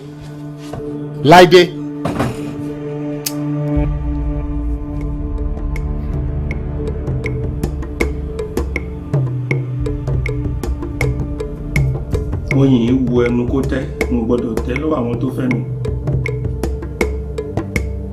Tètè kìí tẹ́ láwùjọ ẹ̀fọ́, mo gbọ́dọ̀ tẹ́sẹ̀. Ọmọ owú ní ìlú orí owú gbọ́nyìn, kọ̀ǹkọ̀sọ̀ ní kùlùbọ̀ wùyẹ̀wùyẹ̀. Mo gbọ́dọ̀ tẹ́sẹ̀. oyin wu ẹnu kó tẹ́ mo gbọ́dọ̀ tẹ́. tó ọ̀rọ̀ jáde àṣẹ tẹ̀lé.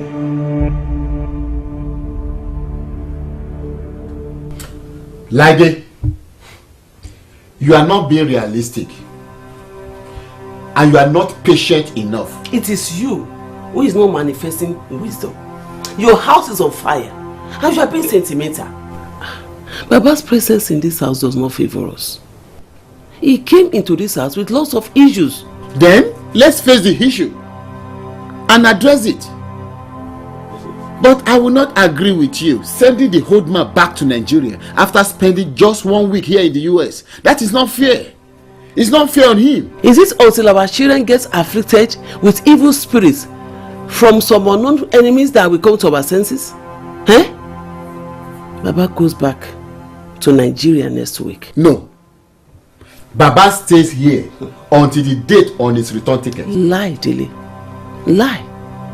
I hope the devil has not sent your father to come and dismantle what has taken you years to build. Lady, what did you just say now? Tell me, what did you just say now? That the devil sent my father to come and dismantle my marriage? Is that what you said?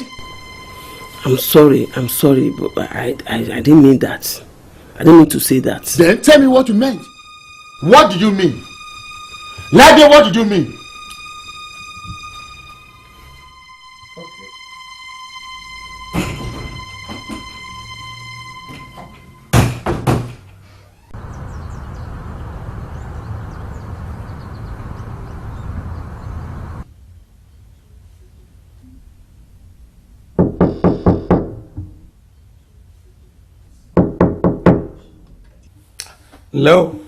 Leo tani o.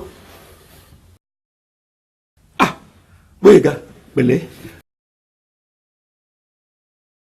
Mo bọ̀. Jókòó. Káre pẹ̀lẹ́.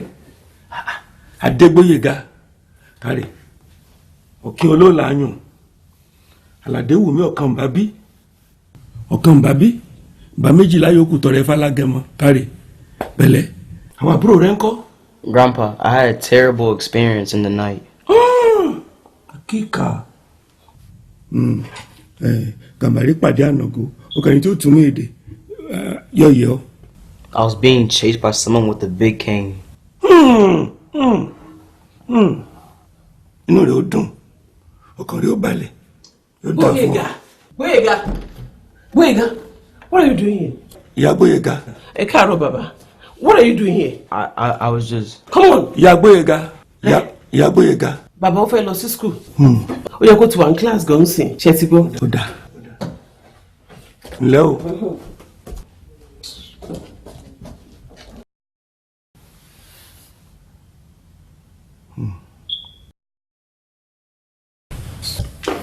Come. What have you gone to do in Grandpa's room this morning? What did he do to you? Did he place hand on your head? Did he touch you? Did he do what? Like it. I won't open my eyes and watch my children be enchanted. Your father came into this house, your Christian home, with witchcraft and idolatry. You are not even moved. It doesn't worry you. Eh? This is a shame. Let's go to school. Come.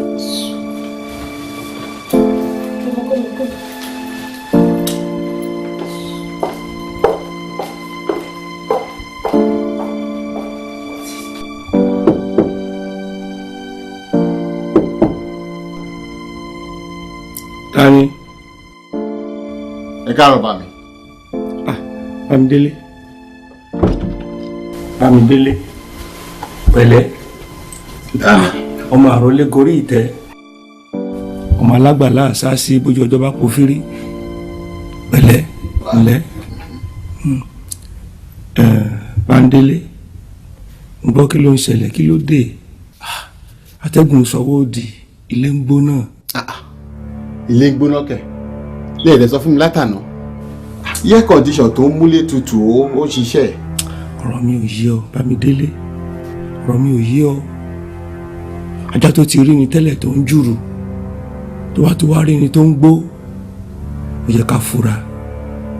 Ó ti tó bí ọjọ́ mẹ́ta báyìí tí mo ti dé. Ẹ jẹ́ káwọn ọmọ wá bá mi ṣeré. láàárọ̀ tí Gbóyèga jókòó síbi tá a jọ ń sọ̀rọ̀ ṣe níyàwó rẹ̀ wọlé tó fà jáde kúrò níwájú mi.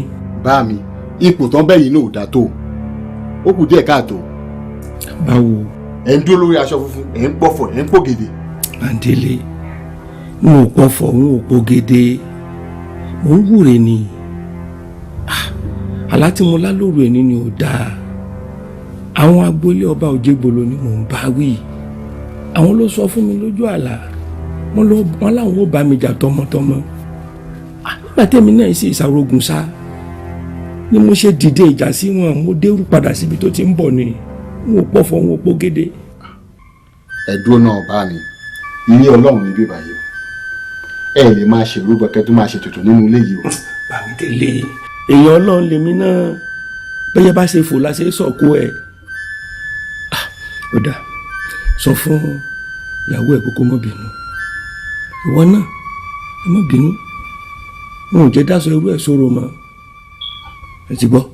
dáná kí la fẹ́ jẹ láàárọ̀ yìí.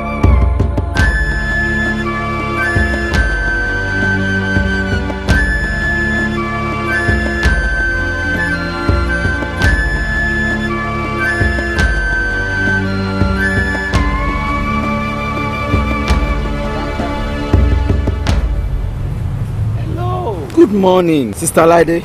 Oh, hello, Pastor. Sorry, we have not come to visit Papa since his arrival. How is he? It's okay. He's there at home. What happened, Sister Laide? You don't sound excited. Any problem? Plenty problem, Pastor. In fact, I've planned to come over to brief you the latest developments. Come on, tell me. Pastor, I don't want you to see me as an inhospitable person or a wife who has no regard for her in-laws. But what do you make of a father-in-law who came visiting his son with all the idols of his house? Meaning? For instance, Pastor, when my son had an attack and we all rushed into his room, the old man was reciting incantations, standing on an occultic white cloth and shaking a strange calabash god, Pastor. Is that so? Unfortunately, Pastor, it was his son who stormed into his room and found him doing that. At 12:30 in the middle of the night, at the same time, Gbénga screamed out of his sleep. That is very strange. Pastor, when the Holy Spirit was showing me that the coming of this man is going to result in calamities to my family, I was expressing my mind then, but nobody seems to believe me. I was sounding to everybody then like a hateful wife who doesn't want to host her in-laws. You know what? I want you to be very calm. I want you to be very patient. I want you to be very wise. I want you to allow the Holy Spirit to lead you in this matter. Sister Laide, I will see you soon. All right, Pastor. Just be praying for us, for my family, that God will deliver us from this lion's den. Don't be too anxious in this matter. Let the Holy Spirit take control. Thank you, sir.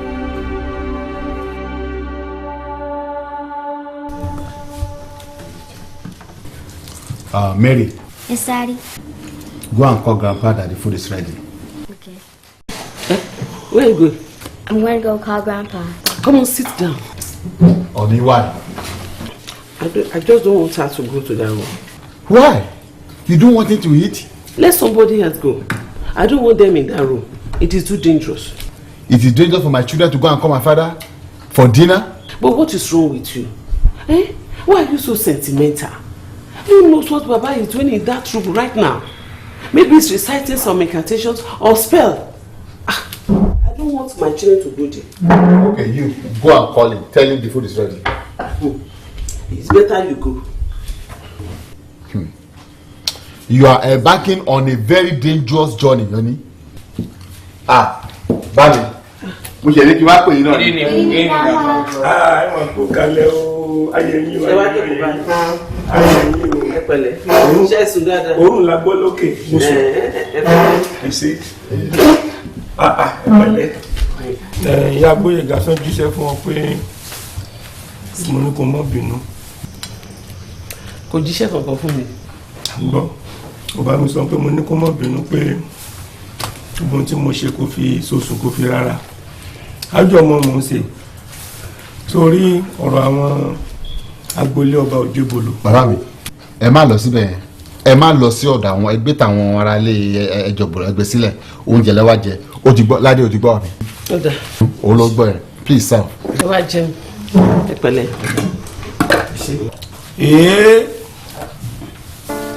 Àbàrí kọ́ yìí. Àbàrí tepo ti yọ. Mọ́ẹ́mọ́ẹ́ lè ní. Mọ́mẹ́rì. Bẹ́ẹ̀. Àdúpẹ́. Ṣé kí mo ti lè bá mọ́mẹ́ pàdé níbí? Ẹ̀kọ́ dà. Kò sẹ́kọ̀. Kò sẹ́kọ̀. Nǹkan Gbóyèga. Dìwúrà.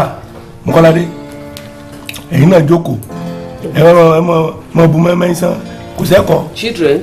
Ó lè yẹn ṣe jẹ mọ́mẹ́ láì mọ́ sẹ́kọ̀. No talking while eating. Mọ́mẹ́ ìdáyíwá kó mọ́ jẹ kọ́ mọ́. Grandpa, Mom says that we can't talk while we eat. Nǹkan náà la jọ ń sọ nínú mọ́nú sórí báyìí. Mọ́mẹ́ àti ẹ̀kọ́ ọ̀tọ̀ọ̀tọ̀ náà wálé ayé ṣùgbọ́n jọ máa ń kú papọ̀ ní o. Ìjọ kan náà máa ń kú papọ̀. Tell your popsy to keep quiet. Mọ́mẹ́ ò lè wá sáyé kó mọ́ jẹ kọ́ mọ́ o. Ẹ̀kọ́. Bá mi, kò sẹ́kọ̀ọ́ níbí báyìí. Mọ́ẹ́mọ́ẹ́ nìyẹn, ìrẹsì ni, ẹran sì ni, olówó náà wò yín, ẹ máa jẹun. Tó bá ti jẹ ń tẹ nínú ti dáa, ìjẹ náà ni á jẹ. Kọ́ládé, ẹ̀mí wọ́dà.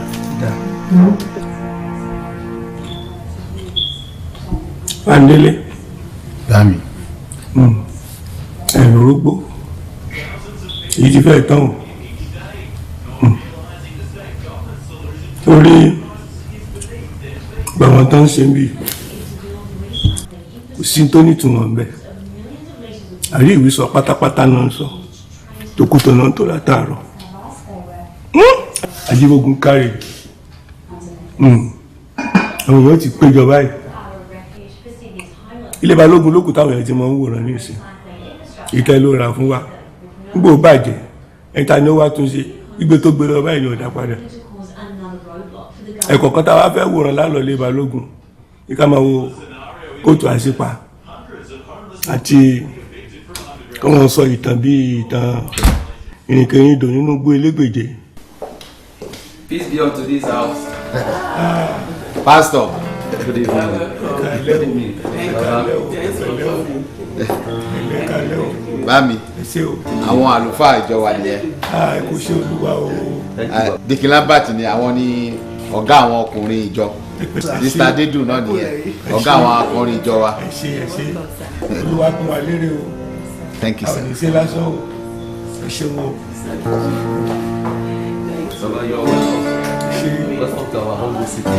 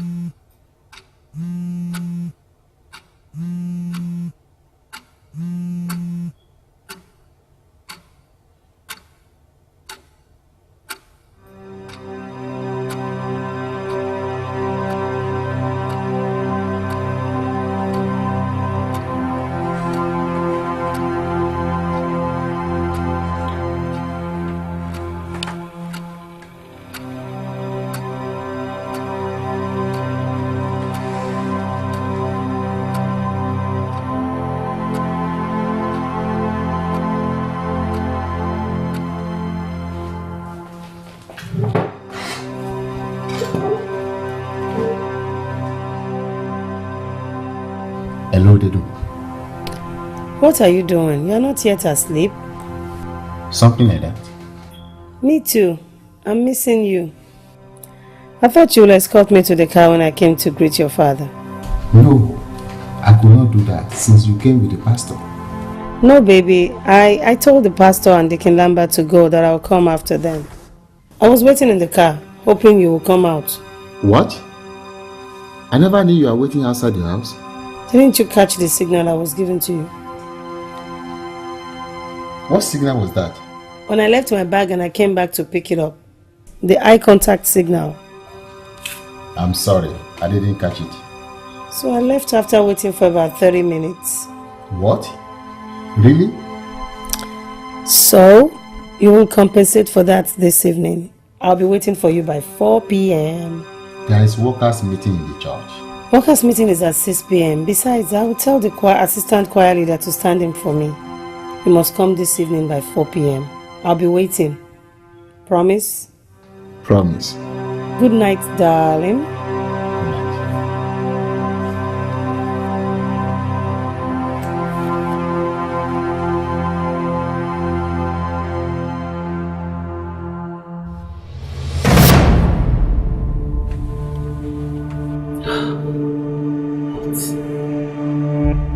What's the meaning of this dream? Mommy Boyega and her son tied to a stake while Edadele stand looking. What is the meaning of this dream?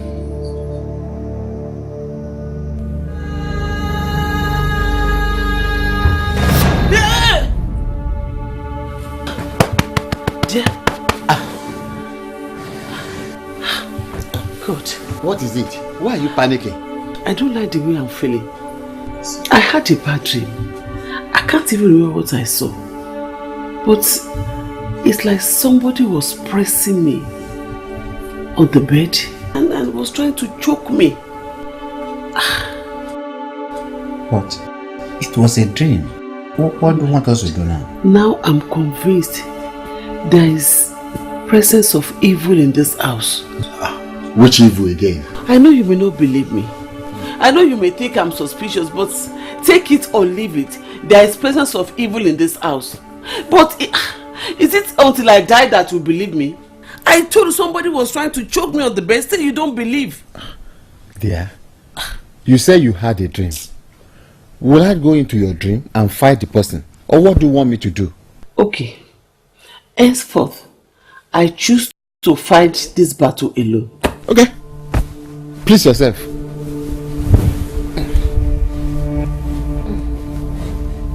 All you forces of evil in this house, I bring you down in the name of Jesus.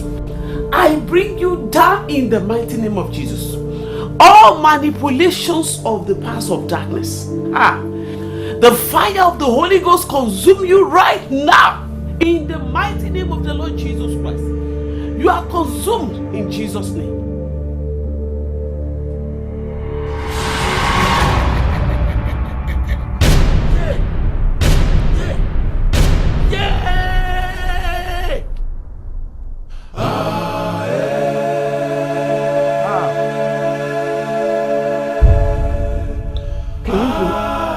Can you hear that?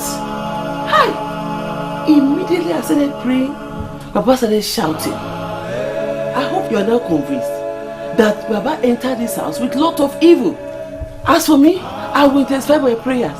I don't even care whatever happened to him because I'm going to intensify my prayers. Baba must be the person who wanted to choke me in my dream. What have I done to your father? Hey, what have I done to him? Please tell your people to let me be. Tell your people to let me be. Let me be. God.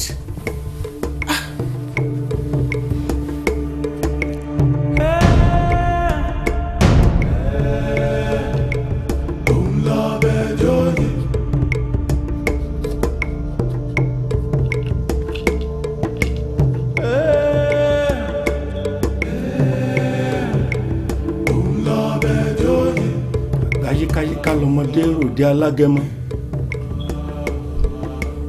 agẹrẹmọ tẹ awo ìjẹmbà adíá fún ọ̀dàn rírínwó awo ọba olúgbòde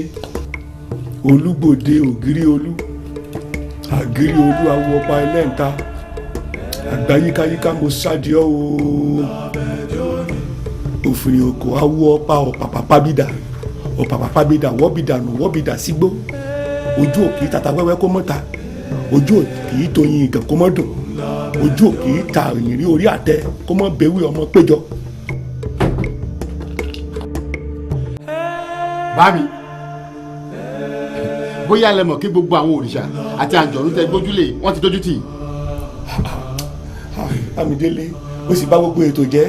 Ètò wo lẹ fi ké jáde lójú oorun nígbà tí Ládé ń gbàdúrà? Láìdé, ìyá Gbóyèga, Bámidélé, ọ̀rọ̀ orí bẹ́ẹ̀ ṣe ń sọ yìí o. Ẹ má sọ bẹ́ẹ̀ mọ́, ẹ má wí bẹ́ẹ̀ mọ́ bá mi. Ọ̀rọ̀ orí báwo? Ẹ wòra yín, ẹ ń pọ̀fọ̀, ẹ ń pògèdè nínú ilé mi. Ṣẹ́rí,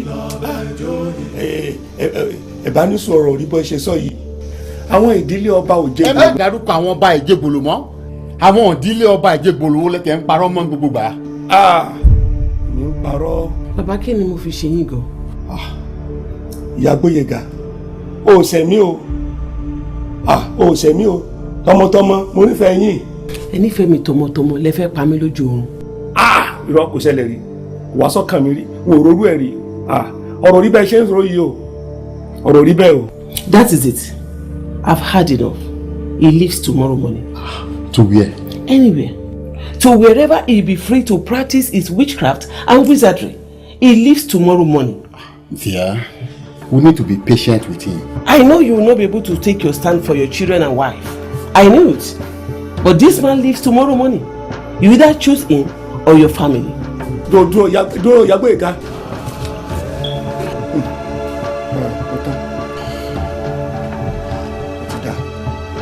Ìlọ́yà gbogbo jà kò àpò nífà àgbà lóbìnrin ọ̀pẹ̀lẹ̀ tó fi ń dáfá ajágbé níbi ajá ti ń sá lọ sọ́lú ajá kó sínú iná tó bá múni bọ́nu ọmọ bó ṣe sọ Bámidélé. Bámi. Ọmọ bó ṣe kọrin o wọ́n ní ọjọ́ jẹ́ omi ro ọjọ́ jẹ́ omi ro omi máa sàn wájú ilé oníbòtú jẹ ọ̀nìkan kan wúarúbi òrò òní lábúlé Olódùmarè òrò lóró ọjọ́ jẹ́ Ìlọ́yà ilé tó lọ ẹ ṣe.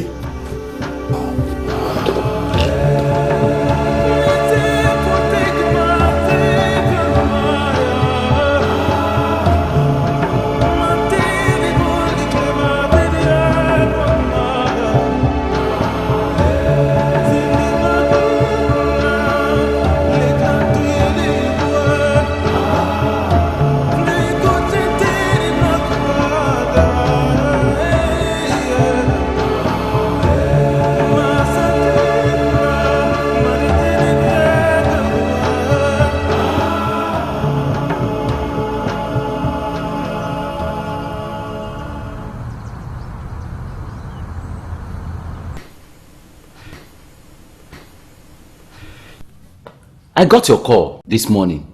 Why? What happened? Where is she? She went to drop the children at school. She'll be back soon. What happened? You said she insisted Baba should leave this house today and go back to Nigeria. Pastor, she's just being unrealistic. She said she will pay extra money to get my father on flight back to Nigeria this afternoon. But why? What actually happened? She said she had a dream. She said she... Pastor. Good morning, Sister Laide. Good morning, sir. How are you? Fine, sir. I'm fine. I'm very sorry, sir. I was talking hurriedly with you when we were on phone. I was with my agents, my travel agents. What? To do what? What did I tell you I was going to do after dropping the children in the school this morning? But didn't I tell you to be patient until we seek counsel on this matter? When we clear the ground and then breathe in fresh air, then we take counsel. Not when my entire life is being destroyed by incantation and spell. Look here, there. Your sentiment is giving too much room for the devil in this house, and I won't take it. And what have you gone to do with your traveling agent? Fortunately, Pastor, I was able to pay an extra cost for his return ticket. So the flight is 3 o'clock and he leaves by 12 for the airport. Mommy Boyega, don't you think that you are taking a rash decision on this matter? Pastor, I told her. I pleaded with her. The old man came here less than a week ago. Less than 1 week. And we are pushing him back home again. We have to stand down on this matter. I've told him to respect his marriage vow, Pastor. It is me and my children first. It is us first before anything. It is our interest first. That is the resolution. Actually, I had intention of coming here this morning before I received call from your husband. Why such sudden decision to send Baba back home? What happened? Pastor, less than 1 week. My house is almost turned upside down by Baba's terrible incantation and spell on me and my children. What happened overnight was the most terrible incident, Pastor. What happened overnight? I had a terrible dream, Pastor. Terrible dream. I woke up, I couldn't remember the dream. But the most terrible thing was when I felt somebody about to choke life out of me. Pastor, I was even telling her to see the reason why we should be patient on this matter. Pastor, the actual thing that brought about all this decision was when I now decided to pray. I mean, just to pray over all this nonsense we have been experiencing in this house. I've not prayed up to 5 minutes, Pastor, when we had a very terrible scream from Baba's room, Pastor.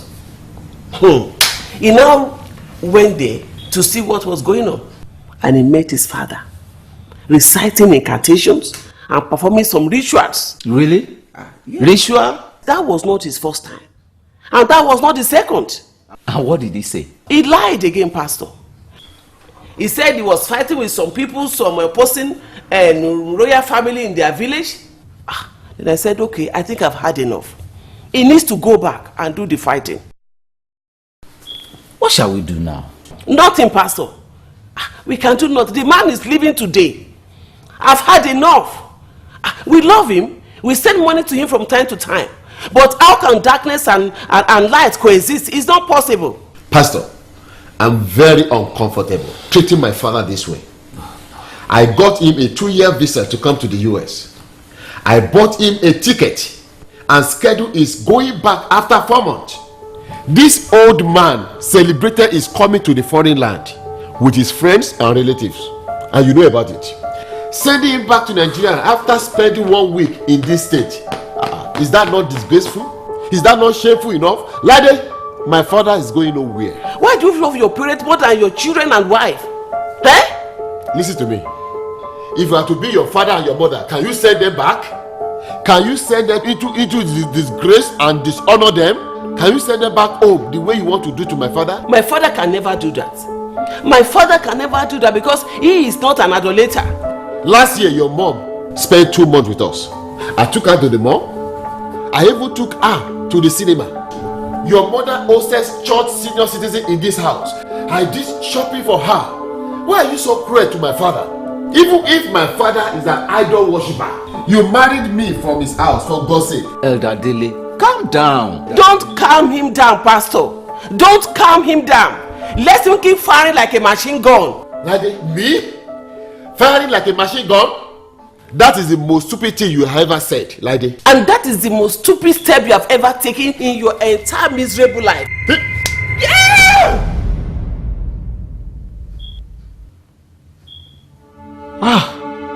Elder Dele, you slapped your wife? Daddy Goyega, you slapped me? Daddy Goyega, you slapped me? You should learn how an ideal wife should use her tongue very well. You have a poisonous tongue. Elder Dele, you raise your hand and slap your wife. I never expected this from someone like you. This is disgraceful. You do not even respect God. Not to talk of me, your pastor seated here. I'm disappointed in you. Daddy Goyega, you stay the honest nest. You slap me because of your father. This man is leaving this house right now. I've already paid for his return ticket. Has he taken his breakfast? I don't care. Your father is not eating in this house. And you know what I can do. You know I can destroy your entire life in this US.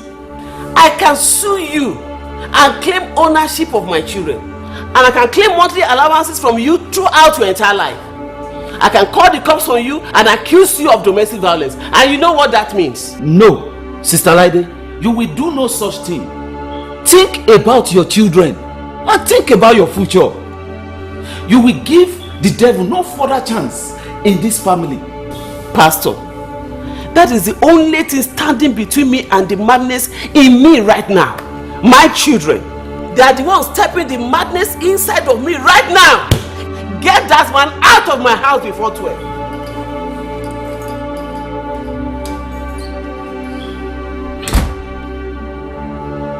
Pastor, I'm very sorry. She has been on this issue for a while. She pushed me. Eradele, I'm disappointed in you. You don't have no reasons whatsoever to slap your wife. It's only God that can pacify her now. Where's Baba? He's upstairs in the room.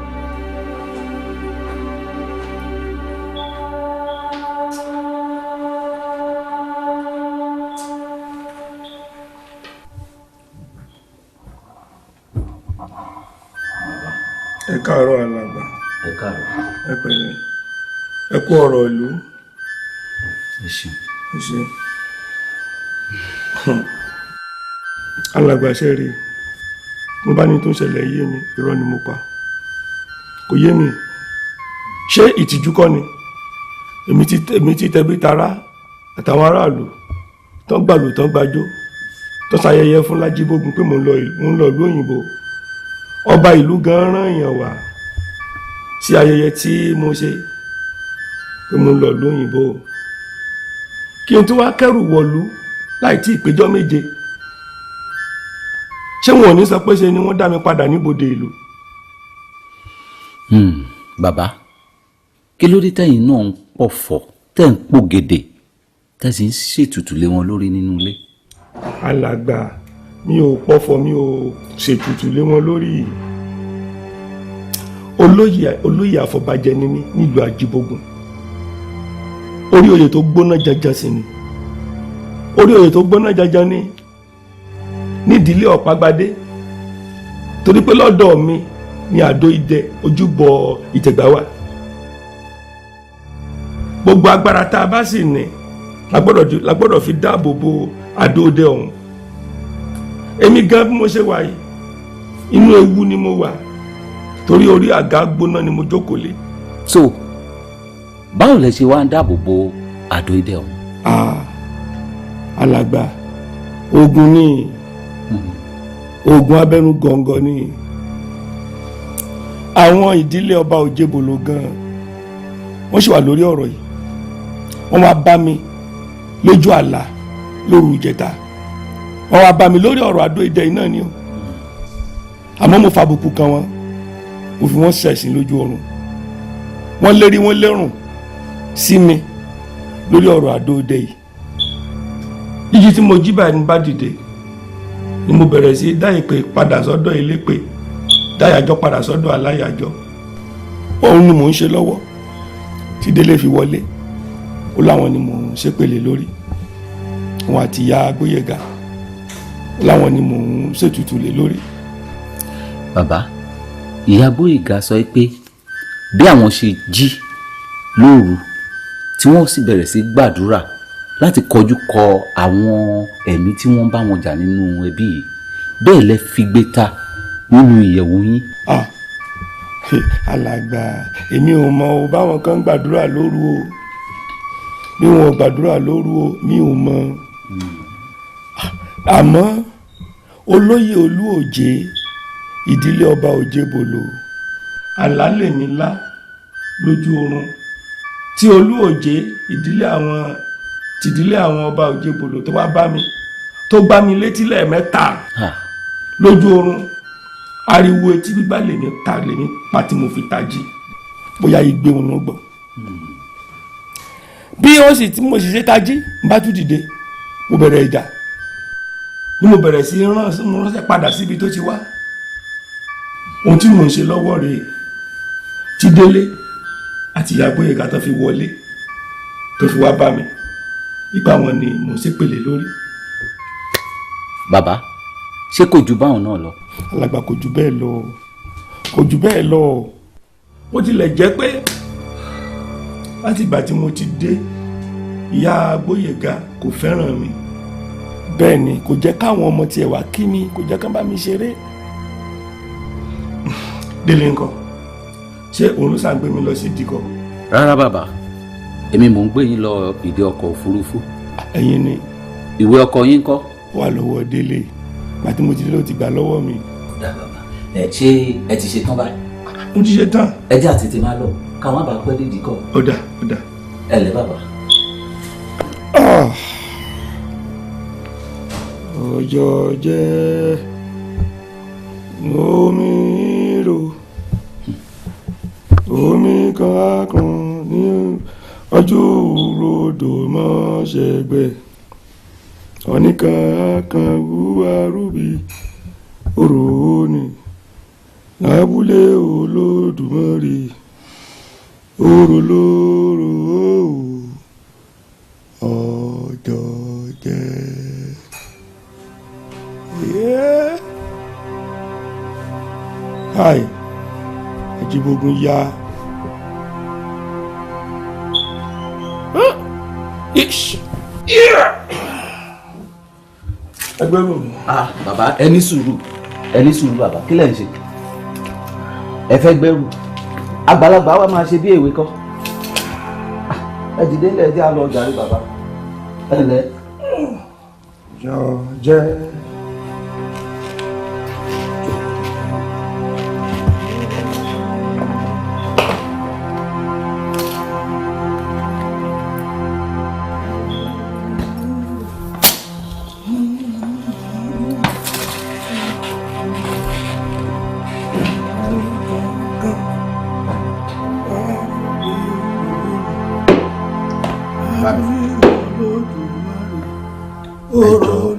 ẹ má bínú sí wa. ọjọ́ jẹ́ ìbínú kẹ̀ inú mélòó wọn ní tí mo bí àbínú mẹ́jẹ̀ kó dùn mí pé ó dùn mí díẹ̀ àwọn ọmọ ń sì rèé mo ti ráyè kí àwọn ọmọ kó dàbọ̀ àwọn ọmọ bá dé máa sọ fún wọn pé a mọ̀ ríra o ojú ò tún pé o ṣùgbọ́n kíyàwó rẹ̀ ìyá Gbóyèga ní kó mọ̀ bínú sí mi gbogbo ohun yòówù tí a bá ti ṣe tí ò dáa kó mọ̀ bínú àwọ̀ ọ̀gbọ̀ àìmọ̀ rìn kórí ó mọ́ mi tó ti yí ọ kò ṣe.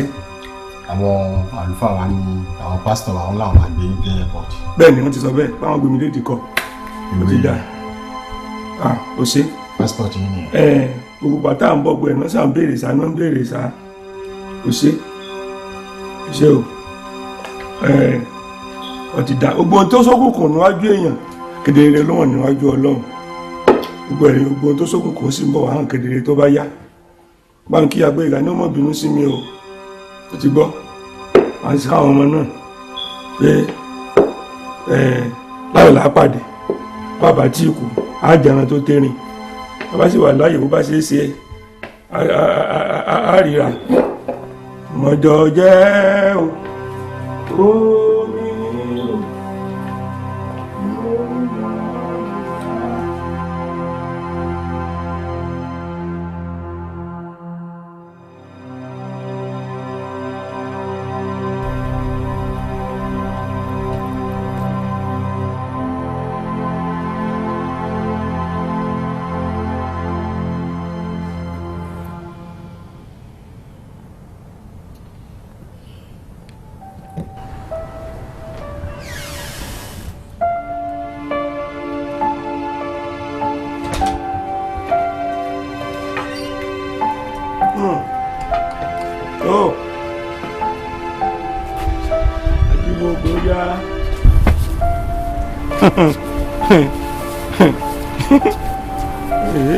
tó ẹ ṣé o ẹ ṣé o ẹ ṣé gan àwọn olóòjé wọ́n ní bí n bá ti rí tí ìgbà arú dàpọ̀ mọ́tọ́sẹ̀ wọ́n làwọn fà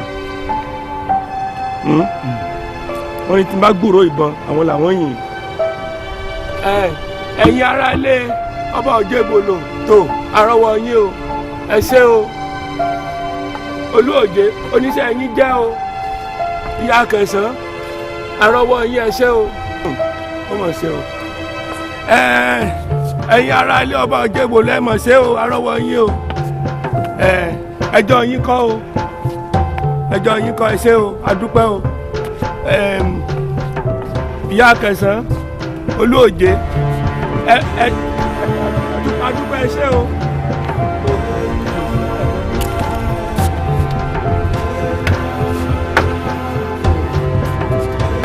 ibi ẹ̀sìn wá dèrè ẹ ṣé adúpẹ́ o.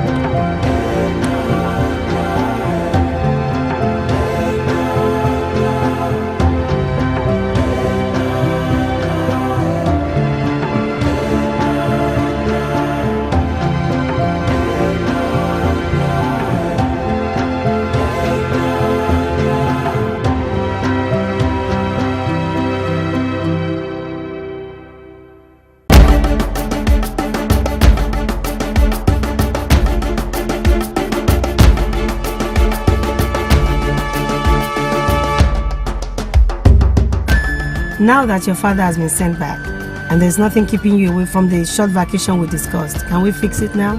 Dido, you mean you are my street? I'll be waiting for you. Be quick.